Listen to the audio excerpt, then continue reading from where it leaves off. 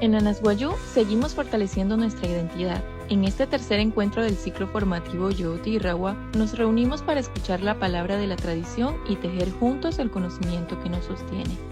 En esta ocasión reflexionamos sobre el rol de la mujer en la cultura guayú, sus saberes, responsabilidades y el valor profundo de su palabra en la construcción del tejido social.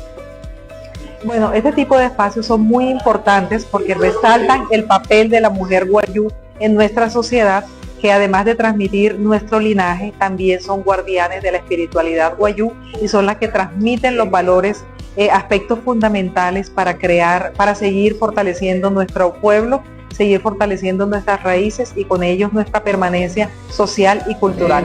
Para nosotros ha sido una experiencia muy buena porque prestaron mucha atención.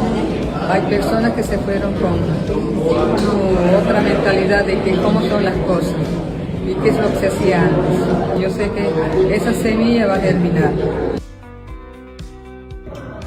Este ciclo formativo que hemos denominado Yoti y Rawa es una apuesta intercultural desde lo institucional, lo cual nos va a permitir ampliar nuestro conocimiento ancestral para tomar nuestras decisiones a futuro.